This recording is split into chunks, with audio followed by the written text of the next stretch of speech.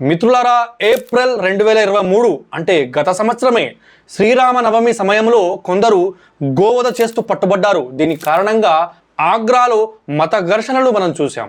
August 2022 ఉత్తరప్రదేశ్లోని ఒక డిస్టిక్లో ఒక శివ మందిరంలో గో మాంసాన్ని వేసి వెళ్ళాడు ఒక గుర్తు తెలియని వ్యక్తి. మే 2020 కోయంబత్తూరులో ఉన్నటువంటి ఒక మందిరం ముందు గుర్తు తెలియని వ్యక్తి గో మాంసాన్ని వేసి వెళ్ళాడు. ఫిబ్రవరి 2024 ఉత్తరప్రదేశ్ మురాదాబాద్లో కొంతమంది గోవధ చేస్తూ పట్టుబడ్డారు.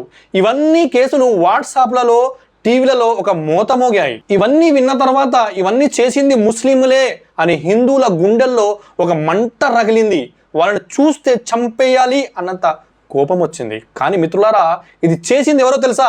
రండి పరిశీలిద్దాం. మొదటి కేసు ఉత్తరప్రదేశ్ పోలీసులు ఛేదించారు. చేసింది ఎవరు? ముస్లింలు కాదు, మరెవరు అంటే హిందువులే. హిందువుల్లో వారెవరు అంటే హిందూ మహాసభ కార్యకర్తలే. ఎందుకు ఇలా చేశారు అంటే మత ఘర్షణలు రగలాలని. మరి ఇలాంటి ఉగ్రవాదుల్ని మన దేశంలో ఉండనిద్దామా అన్నది మీరు కామెంట్లో రాయండి.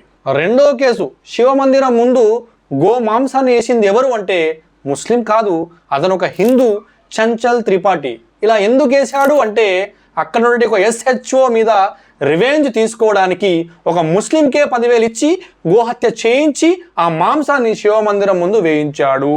మూడవ కేసు, కోయంబత్తూరులో గుడి ముందు గో మాంసాన్ని వేసింది ముస్లిం కాదు, అతను ఒక హిందువే. తన పేరు హరిరామ్ ప్రకాష్. తను అన్ఎడ్యుకేటెడ్ ఏం కాదు, వెల్ ఎడ్యుకేటెడే, ప్రొఫెషనల్లీ ఒక సివిల్ ఇంజనీర్. నాలుగో కేసు, ఉత్తరప్రదేశ్ మురాదాబాద్లో పోలీసులకు 4 చిక్కారు. అందులో నుంచి ఒకరు ఎవరో తెలుసా? బజరంగ్ దళ్ లీడర్. తను గోహత్య చేశాడు. ఎందుకు ఇలా చేశాడు అంటే ఒక ముస్లింని ఈ కేసులో ఇరికించాలని ఇలా చేశాడంట. ఇవన్నీ నిజాలు మనకు వాట్సాప్లలో, టీవీలలో కనిపించవు. కేవలం న్యూస్ పేపర్లకు మాత్రమే పరిమితం అవుతాయి. అది కూడా సెకండ్ పేజా లేదా థర్డ్ పేజీలో కనిపిస్తాయి. అయినా కూడాను ఈ 4 కేసుల్లో నాకు తెలిసి ఒక 10 నుంచి 20 గోవులు హత్యకు గురి అయ్యాయేమో. కానీ ఇవి పెద్ద పాపాలేం కావు, చిన్న పాపము, నథింగ్ ఇష్యూ. కానీ అతిపెద్ద పాపలు ఎవరో తెలుసా? బీజేపీ వాళ్ళు. ఎందుకు ఇలా అంటున్నానంటే మన రీసెంట్లీ ఎలక్ట్రల్ బాండ్ స్కామ్ చూశారు కదా, అందులో బీఫ్ ఎక్స్పోర్ట్ కంపెనీ వాళ్ళు బీజేపీకి చందా ఇచ్చి విచ్చలవిడిగా రోజుకి కొన్ని లక్షల గోవుల్ని హత్య చేసి ఎక్స్పోర్ట్ చేసేసుకున్నారు. అంటే బీజేపీ బీఫ్ ఎక్స్పోర్ట్ కంపెనీ వాళ్ళ దగ్గర నుంచి చందా తీసుకుంది అంటే అనుమతి ఇచ్చినట్లే కదా. అంటే గోరక్ష చేస్తాము అని పైకి చెప్పిన లోన్ నుంచి నాకు చందా ఇచ్చి మీరు గోవుల్ని ఎక్స్పోర్ట్ చేసేసుకోండి అని అనుమతి ఇచ్చింది బీజేపీ పార్టీ. హిందువులారా, మరొక షాకింగ్ న్యూస్ తెలుసా మీకు? బీఫ్ ఎక్స్పోర్ట్ చేసే కంపెనీలో నుంచి 80% కంపెనీలు హిందువులవే. అవి కూడాను బీజేపీ అండతో నడుస్తున్నవే.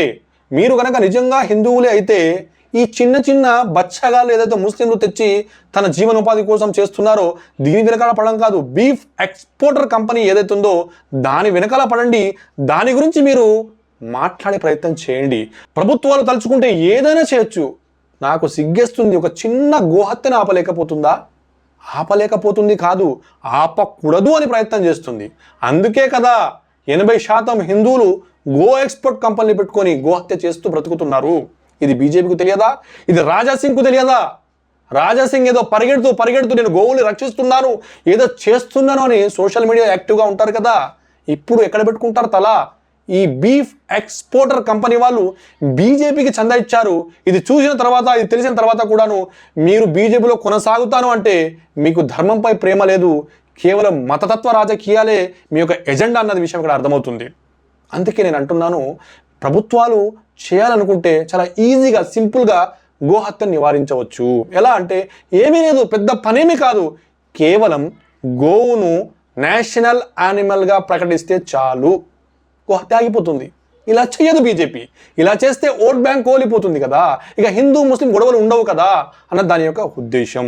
మిత్రులారా, అమాయక హిందువులారా, ఇప్పటికైనా మేలుకోండి, కళ్ళు తెరుచుకోండి, ఆలోచించండి. ఇప్పుడు ఆలోచించకపోతే ఇక ఎప్పుడు ఆలోచించే అవకాశాలు ఉండకపోవచ్చు. కనుక ఒకసారి మన దేశం కోసం ఆలోచించండి, మన ధర్మం కోసం ఆలోచించండి అని నేను మీతో విజ్ఞప్తి చేస్తున్నాను. మిత్రులారా, ఈ వీడియో మీకు నచ్చినట్లయితే ఒక లైక్ చేయండి, షేర్ చేయండి.